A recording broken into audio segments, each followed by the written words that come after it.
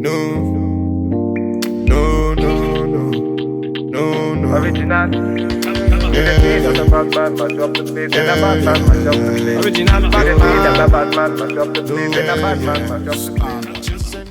Hey everyone, welcome back to my channel, Ashley Empowers. I'm Ashley, and thank you so much for tuning into this episode of Dating with Purpose. Dating with Purpose is a series that I created to showcase couples who are thriving in their marriages and keeping God first in their relationships. Today, I'm so excited to be interviewing a couple that I have been waiting to interview, Tyree and Donna Walker, as they share their journey of dating with purpose. Now, let's get into today's episode. Welcome, you guys. How are y'all doing? I'm doing wonderful. Thank you for having us. Yes. Well, I'm really excited to do this interview. As I was saying before we started recording, my husband and I met Tyree a few years ago at a conference, and we're just super impressed by Tyree. And at the time, Tyree, you and Donna had like just met one another. So to see that you guys are happily married now I'm so excited to hear how this happened. So can you guys just start off by introducing yourself and letting viewers know how you guys met? Gotcha. Well, like you said, I'm Tyree Walker, and I'm Donna Walker. yeah, so this is my wife. How we met initially, it was through a mutual friend. It was actually one of my workers at the time, and he was actually able to kind of watch my lifestyle on a day in and day out basis. And I didn't know he was watching me the way he was at the time, so he'll see me read my word and listen to my music and pray. And while we were at work in my truck, they call my truck the Holy Mobile, and so we sit in the truck. Mobile? Yes, and so after days went on, I invited him to church. We started working out together. He would come to Bible study, him and his fiancée at the time. And this was like March of 2018. So eventually it dawned on him. It was like, man, I don't know why I ain't think about it. Like, I got somebody I want you to meet. And I was like, okay, wasn't interested at all. Because I'm like, man, people think, you have no idea what I'm looking for. But he was like, man, I think I knew what you're looking for because I watch you and you really live like this for real. Like, this is who you are. And lo and behold, it was her. And one thing he told me something specifically about her, which we probably get into in a little bit. And I was like, man, stop lying. He was like, yeah, she's in the 30s and she's living like that. I was like, okay, well, maybe I might be interested because maybe she's the type of woman that I'm looking for. So we started texting finally. And then after the texting process, we started talking a little bit, and she got a little more interested. So we didn't actually meet in person a couple of months in person. With just all phones and text conversations. We actually met for the first time for the guy who introduced us for their wedding, and that was our first time meeting at their wedding in Alabama. And that's when we first saw each other. And after the wedding, we went by the pool and we talked till the sun came up, literally. And so then after that, it was just pretty much history when we came back home and we just started seeing each other and going on dates and stuff. So I know you're from Louisiana, hence the accent. Were you guys both living in the same city? No, so I was living in where we live now, which is in Gonzales, Louisiana, and she was living in New Orleans, Louisiana at the time, which is an hour difference. Okay, it's an hour away from each other. So, I was taking that faithful trip every weekend to go on dates with her, and we did that for months. Yeah, a very long time. We did that pretty much the remainder of 2018, and I didn't ask her to be my girlfriend until January of 2019. Wow. Okay. So Donna, you were in, so how was it on your end? So this guy, your mutual friend, was he saying, hey, I got this guy that I want you to meet? What was it from your perspective? Definitely, I didn't want any parts of it. And initially, I was just like, no, my friend. I kind of trust my friend's judgment, but at the time, I kind of wasn't interested. Mainly because I really didn't want to put in the time and effort. I guess I was basically doing so much on my own and enjoying my singlehood, I guess.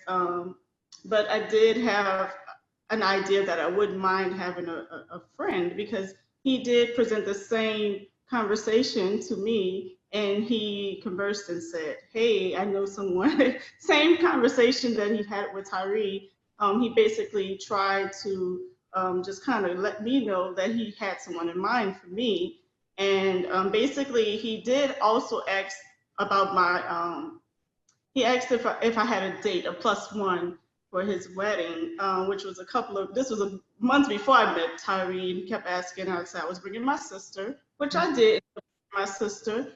But he kind of kept asking, would you like to basically meet this guy? And I kept pushing it off. There were many times we were supposed to meet.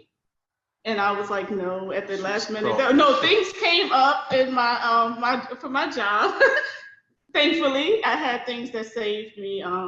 But I didn't want to. I just didn't feel like putting in the work if I really was honest with everything. And I'm eventually. So clearly, Donna, you weren't thirsty. You were no. You know what I mean? Because the fact that Tyree said it took him months to even make you his girlfriend. Because Tyree, I remember when you were in Dallas and we all went out to lunch, you were speaking so highly of Donna as if you knew she was going to be your wife. And you guys weren't even dating. But I have a quick story to that is God told me she was my wife when I was in Dallas. Wow. When we had a lunch break, I think, we had those breaks in between the conference, and I went back to the hotel room and I FaceTimed her or Duo, whatever was on at the time. I don't know if you remember, we wasn't boyfriend and girlfriend, but I told you immediately when God put in my spirit that she was gonna be my wife. I told her on FaceTime, and she just was stunned. She had nothing to say, but I said, God told me you're gonna be my wife, and I told her I was in Dallas. Wow. So Donna, when you met Tyree, how old were you? 32, 33, 32, 33. And so what made you so confident being in that season? Because a lot of people, when they're past 30, they're thinking, okay, my time clock is ticking. I need to hurry up and find me someone. What made you so secure in being single? I guess it's my relationship with God. I basically felt like his timing and his will for my life was the best timing. I really didn't put much thought into it, but I did have people prophesize to me that I would meet someone soon. And it actually kind of made me a little bit put off and angry at times because I felt like I was living my best life, as I would put it. I was doing all that I could. And I said, well, if this is also the path that God has for me, singlehood, I'm okay with it. Whenever he's ready, then that's when I'll be ready. I just had no idea that I would be, I guess, jolted from my, my fantasy singlehood to start to seriously pursue, be in pursuit and be courted by someone as wonderful as Tyree. Because it was very intentional, and we both had our apprehensions at first and reservations about just going into this. We felt like we were already leading very purposeful lives and lifestyles. So we really didn't see that it was a problem, but we really enjoyed just being alone at first. So I think that was very something, that experience that most people don't have, like they're miserable in their singlehood. We both were comfortable and confident in our relationship with God at that time, and also into our journey on our own spiritual journey. So I think that actually helped us to be together. Yeah. And I think that's so valuable that you guys were both in a place of security and really walking in your purpose and growing your relationship with the Lord. And Tyree, let's get to the point that you made. So you said your homeboy had been dropping nuggets, and shout out to him because clearly his discernment was on point because you guys ended up getting married. But when you made a comment as he was talking to you. You're like, man, you don't know what I'm looking for. And then he told you something about Donna. What did he tell you that really made you say, okay, let me see more about this woman?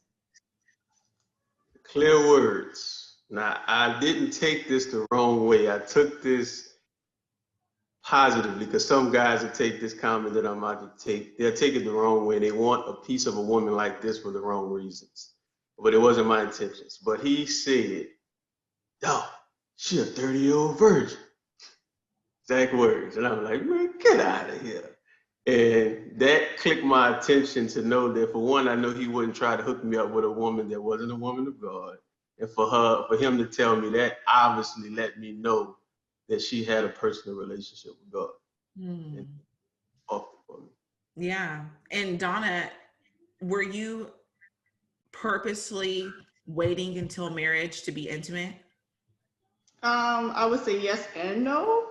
I actually didn't get a chance to actually tell Tyree that, so I would have withheld that information just because the season of my life, I just kind of wanted to kind of see the heart of a man before just kind of revealing that information. I just started to meet so many guys who were just like overly intrigued by it, and I just kind of understand the reasons why, especially at the age that I was approaching. I felt like, okay, this is a thing. And I wasn't as forefront with it because I felt like it was my own personal desires. That was my own intimate relationship with God. I made that covenant with the Lord.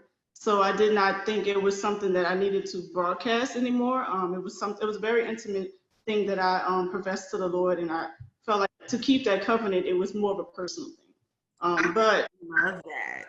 And I love, okay, so you had a different experience, because a lot of women that I talk to, they are almost ashamed of their virginity, and they're fearful that a man will be turned off by the fact that they're a virgin. yeah. But you're saying you had men that were overly intrigued. Yeah, I did. I had a different experience actually throughout my entire young adult life, and up until now, people feel very intrigued by it. I thought that maybe it would cause a man to flee. I hadn't had that experience, even if it just kind of brought more of a respectful vibe that I would get from men. Even I felt like some guys that I dated in the past, they basically respected enough to try to live that lifestyle. But even if they couldn't, they kind of tried. But I did go through phases where I was a girl at first that, oh yeah, I started organizations so that calls for abstinence. And then I went through different points of my journey where it's just very fluid, where one moment I was really like advocating for this, and then it became more of an intimate thing with God. It actually drew me nearer to him, drew me near as I began to understand more and grow in my spirit to what purpose God had for my life.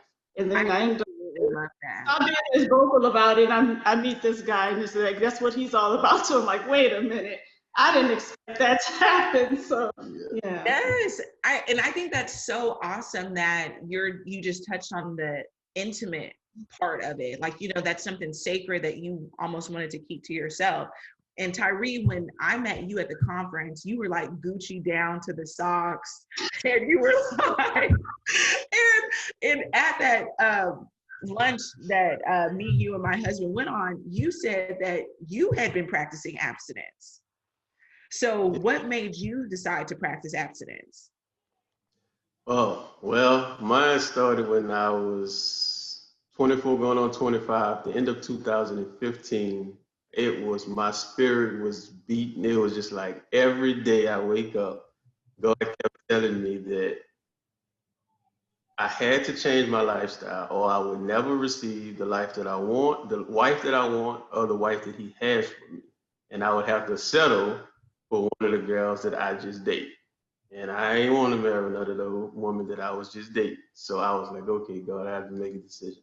So I fought with God from December 2015 all the way to April 2016, when I finally read that book by Megan Good and Divine Franklin, The Wait.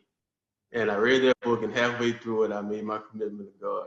And after that, the rest was pretty much history from 2016. And, I waited until we got married in 2019.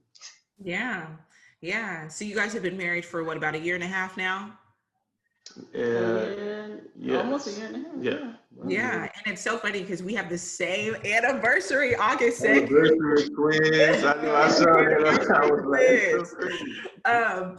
So also let me touch on this. So how old are you guys? I'm 29. 35. Okay, so there's a 6-year age difference. Donna's 6 years older than Tyree. Was there any apprehension surrounding you guys' age difference? Yes. Go first. For me, basically, I didn't really agree with it at first. I just kind of really didn't see myself with someone that was younger than I was. I never envisioned that for my life. Even though I myself, I feel like I'm very youthful. I'm very energetic. I work with children, so I'm an educator. So I also have that youthful, childlike spirit. And even though I'm very serious as well, I feel like most guys who try to date me or that are attracted to me, they were, before I met Tyree, they were much younger than I was. And I was like, no, that was almost a deal breaker for me. But it's coming from, I guess, a fleshly desire of what it is portrayed to, I guess, an external thing. It's not really something that I feel internally that is an issue. It's just, I guess, the facade it puts up. Like, oh, I'm a cougar, or I kind of hunted him down, or I was desperate. It was just quite the opposite.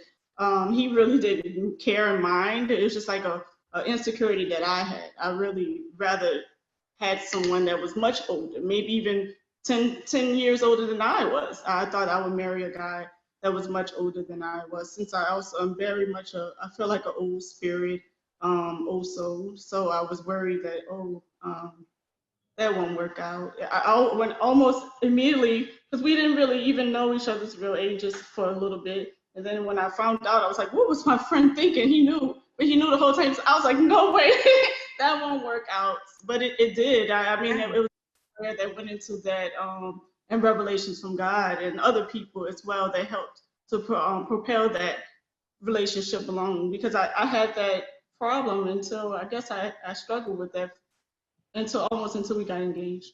Yeah. Tyree, what about you? Did you have any, did you feel intimidated because she was 6 years older, or were you completely confident the whole time? Nah. Woman my age at the time, especially when I was going through the beginning of my abstinent lifestyle, I'll put it like this: God already had revealed it to me that my wife was going to be older than me. And of maturity, and not just mostly spiritual maturity. And because of the path that God was taking me in my life, I had been prophesied to multiple times, but she actually heard the prophecies about the spiritual maturity my wife would need in order for me to carry out my purpose and be able to not to pull me away from what God was pushing me towards. So not saying they don't have younger women like that, but I just kind of always knew in my spirit my wife would be older than me, and I already accepted. And then when I met her, it was like just went right with the plan. Yeah. And so, Tyree, when we met you at the conference, just you being at the conference shows a lot about you, that you were investing in yourself. And then when we actually got a chance to get to know you a little bit, you talked to us about your real estate goals and the things that you had already accomplished in building your portfolio when it comes to real estate. What made you get to a place where you were just so intentional about not only preparing when it comes to your career, but for marriage as well? Well, I had an understanding of what I wanted to build as far as legacy and generational wealth and all that for my family prior to even really considering marriage all the way. Like I already knew, like I was one of the guys at a young age who knew that I wanted to get married and have a family, right? Regardless, even when I was in the world, I always knew I wanted a wife and I wanted kids and raise a family. So I already naturally thought I need to start working towards that. So when I get there, I don't have to start from scratch, right? So that pretty much was my mindset. Like I already knew I had to do something in my singlehood, which now, of course, I teach to all my young guys that I mentor, like in your 20s, man, it's like it's your time to develop as many things as you can while you have the access to freedom to do things. Like I traveled everywhere and worked and made money in different places, and I was doing it all intentionally for my future.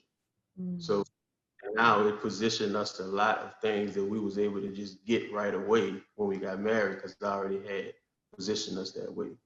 And Donna, how does that feel that you married a man who had you in mind before even knowing you?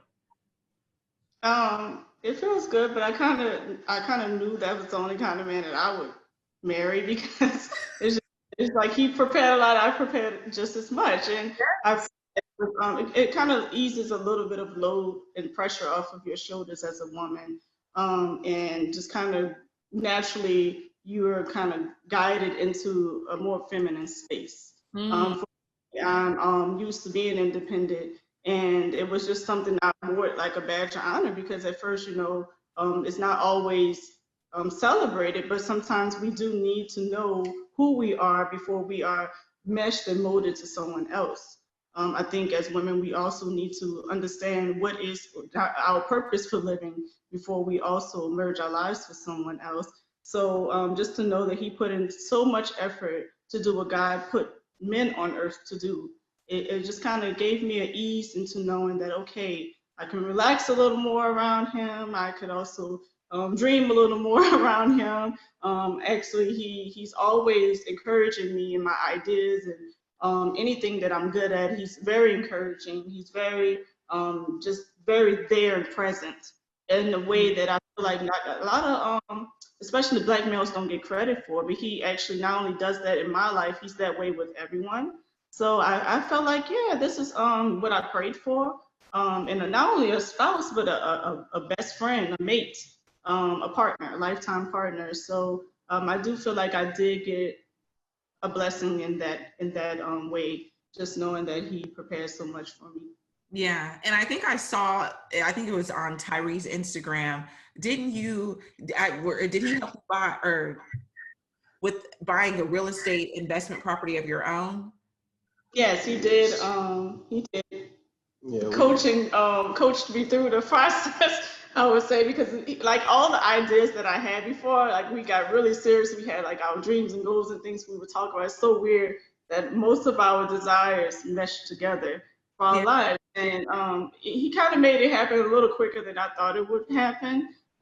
Yeah, but he kind of had a lot of the background knowledge that I had no idea about. So it just really, I think we purchased that duplex. Well, I did before we got married. yeah, So that was my goal. That was already like that was a pre-written goal that I had prior to meeting her, but I wouldn't been able to use it if I met someone who had already took advantage of the process. Yeah. So it was a blessing that she didn't take advantage of the process, so we was able to do what we needed to do to position her to purchase her first property, and we were successful in doing so. And looking forward to getting her many more. Yeah. Yes, that's so exciting. So as we wrap up, can you tell us a little bit about your first year of marriage? So the first year of marriage for a lot of people, it tends to be a struggle to just mesh two people together. How has your experience been? Yeah, well, I mean, what most people tell you was right. It is legitimately right. I mean, it's two individuals. You know, the word individual means individual, and to bring individuals together spiritually and living together physically, it requires intentional work every day. Yeah. So just learning how to accept the person that you're with completely, and being willing to be patient enough for the things that you may not like or that you may want to change to allow them to grow to that point. And so it was a lot of learning about yourself, I'll tell you that for sure.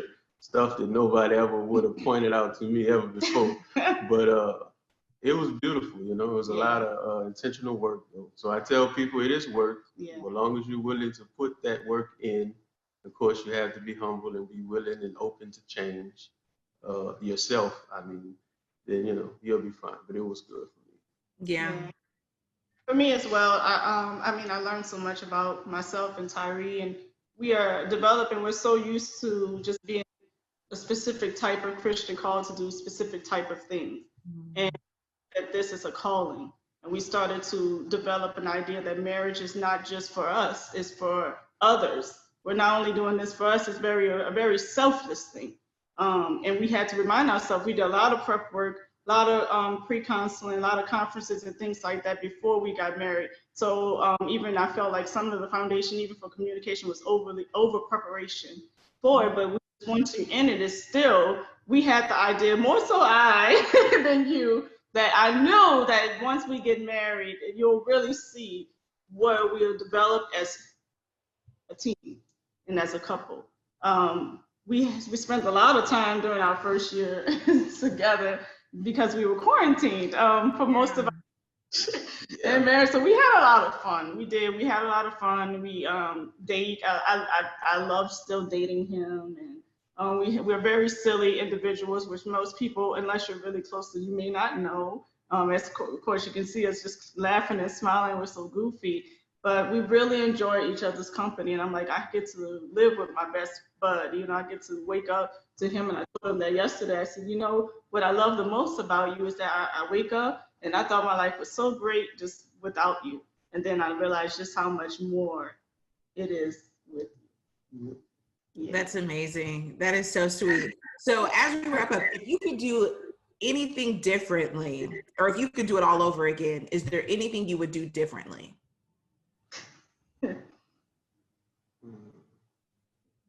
Me personally, I couldn't say I would do anything different because I probably would have messed it all up if I had made the wrong turn, you know. I probably wouldn't be sitting here right now. So I'm grateful for it all, you know. I understand that everything we go through is for a reason, you know what I'm saying? Like, God put us through everything for something. And even like the first year of marriage stuff, like, I take it again because what I've learned and what I know now going into year 2 is like I'm truly another person when it comes to my mindset about certain things. So yeah, I wouldn't change a thing. I love that perspective. Anything for you, Donna? I'm glad that we ended up eloping because we were supposed to have a wedding, but we had a small little intimate thing for just us. But we thought we were going to go on our special honeymoon this summer. We planned, we work a lot, and we planned and prep for that, and we ended up being home most of the time, working from home, and very grateful that not one of us got sick, and we didn't lose our jobs. We were able to work from home. But I'm glad that he saw the vision that we should have just went ahead and got married anyway, because we would have probably had to postpone our wedding, and it would have probably been problematic because of the timing of it all.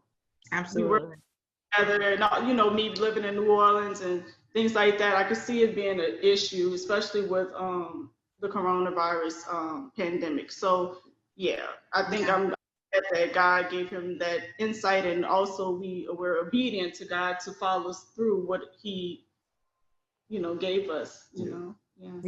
Well, thank you guys so much for sharing. So let's end with a couple rapid fire questions. You have like 1 second to answer these, and then we're gonna go ahead.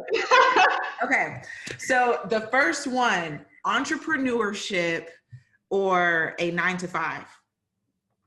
Entrepreneurship, yeah. Okay, y'all gotta come a little bit quicker. Yeah. Fade or dreads? Dreads. Fade. Oh, you talking about a fade and he got dread. Okay. Duplex or single family homes? Duplexes all day. Yeah. Okay. Wash dishes or fold clothes? Wash dishes. I feel like it's about the same. It's about the same. Yeah. Okay. Weekly date night or monthly vacation? Monthly vacation. Yeah. I would say monthly. Okay, last one, sons or daughters? Sons. It doesn't matter. I would say daughters. Sons. minds. It doesn't matter. We're gonna see. Yeah. Okay. Yeah. For people watching who want to maybe follow you guys or even learn more about real estate stuff or just keep in touch, where can they find you? My Instagram is Fresh is Blessed, and we also have a Instagram together called Fresh and Fruit, and we also have a YouTube channel. All it has on there is our proposal video, but it's a channel, and it's also called Fresh and Fruit as well. Fruit is our nickname. Fresh is my nickname. So Fresh and Fruit is on Instagram and on YouTube, and my personal one is Fresh is Blessed. Yes. Excellent. And I'll link all of their information down below. Thank you guys so much for sharing your journey. It was a breath of fresh air, and I'm just so thankful that we were able to do it. Have a great day, guys. You too. Thank you so much.